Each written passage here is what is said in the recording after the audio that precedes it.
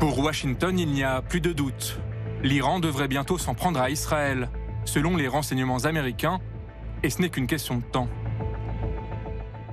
Les États-Unis sont en état d'alerte élevé et se préparent activement à une attaque importante qui pourrait avoir lieu dès la semaine prochaine par l'Iran, ciblant des actifs israéliens ou américains dans la région.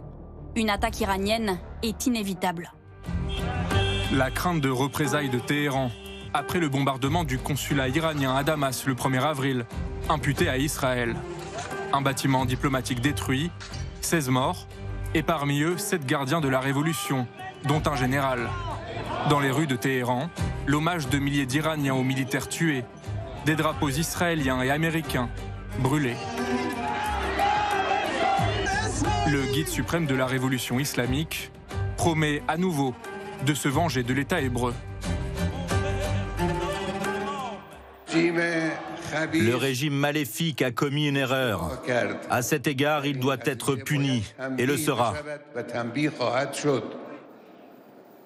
Lorsqu'ils ont attaqué notre consulat, cela signifie qu'ils ont attaqué notre territoire. En déplacement en Syrie ce lundi, le ministre iranien des Affaires étrangères va jusqu'à accuser Washington d'avoir approuvé la frappe sur le consulat. Je veux annoncer haut et fort depuis Damas que l'Amérique est responsable de cet incident et qu'elle doit rendre des comptes. Information pourtant démentie dès le lendemain du bombardement par la Maison-Blanche. Face aux menaces de Téhéran, Joe Biden réaffirme son soutien à Israël. Notre engagement pour la sécurité d'Israël face à ces menaces de l'Iran et de ses alliés est inébranlable. Je répète, inébranlable. Nous ferons tout ce que nous pouvons pour protéger la sécurité d'Israël. Une menace prise très au sérieux, car l'Iran dispose de missiles de longue portée, susceptibles d'atteindre l'État hébreu.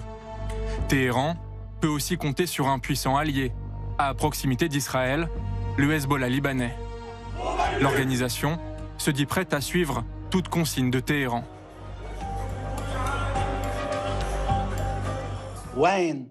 Le moment, le lieu et l'ampleur de la réponse, tout cela appartient aux guides et aux responsables de la République islamique. Personne ne doit s'inquiéter ou hésiter. Nous n'avons pas encore utilisé nos principales armes, ni nos principales forces.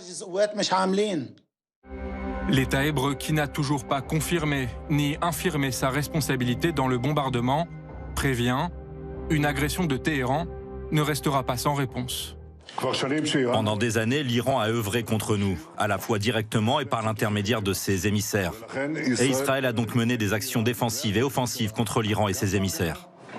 Nous saurons nous défendre et nous agirons selon le principe simple que quiconque nous fait du mal ou projette de nous faire du mal, nous lui en ferons à notre tour. Une nouvelle escalade régionale au Proche-Orient, c'est la crainte de l'Europe. La chef de la diplomatie allemande a appelé son homologue iranien au calme lors d'un entretien téléphonique. Même la Russie, en pleine guerre avec Kiev, se permet de demander l'apaisement des tensions. Il est très important que chacun fasse aujourd'hui preuve de retenue afin de ne pas déstabiliser la région qui n'est déjà pas très stable et prévisible.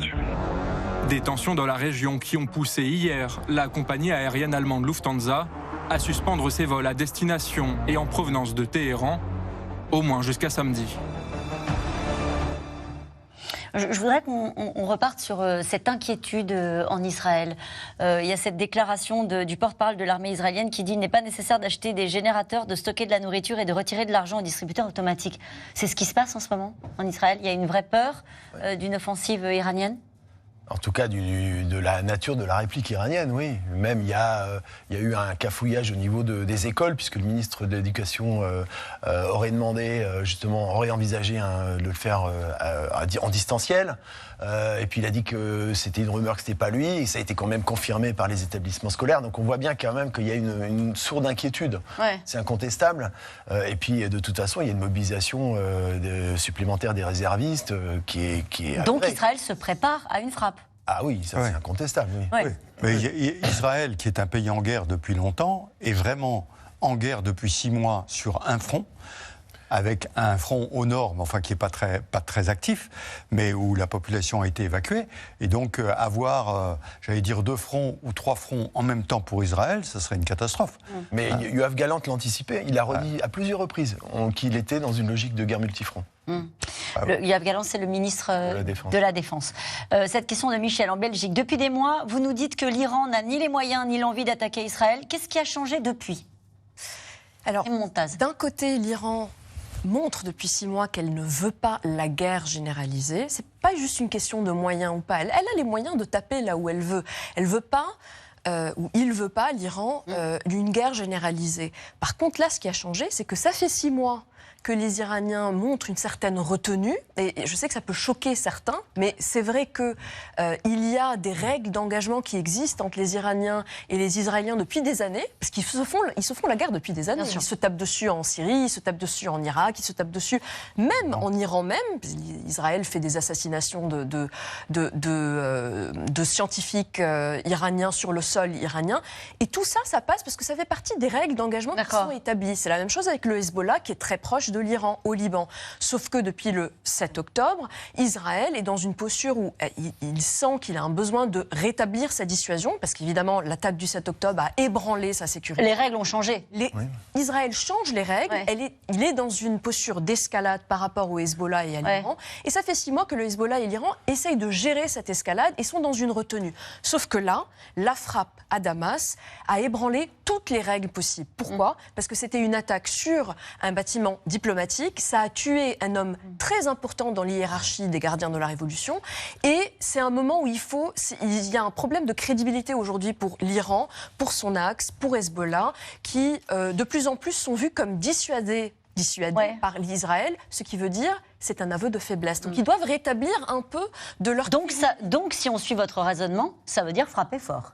Alors, ça veut dire frapper où ? Il y a fort et moins fort, mais avec... Il y a massif et important, c'est ce qu'on a compris sur la nuance militaire. C'est assez peu probable que les Iraniens choisissent le plus haut niveau de riposte. C'est quoi le plus haut niveau de riposte ? C'est-à-dire... On va peut-être laisser la parole au général. Oui, une attaque massive, ça pourrait être des attaques massives à partir du Hezbollah, enfin à partir du front nord, ou de la Syrie, ce qui ouvrirait carrément un 2e front, voire un 3e avec la Syrie, face à Israël, et qui pourrait d'une certaine façon, parce que effectivement, M. Gallant, le ministre, a déjà dit, moi j'irai jusqu'à Beyrouth, et l'attirer dans le piège qui est de rentrer au Liban.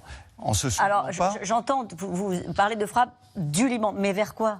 Vers le nord d'Israël, vers Israël, avec tous les moyens du Hezbollah, qui a des moyens considérables quand même, de frapper. Israël se sentirait obligé de rentrer au Liban pour neutraliser comme il a fait en 2006, sauf qu'en 2006, il a dû repartir parce que ça se passait pas bien. Donc voilà.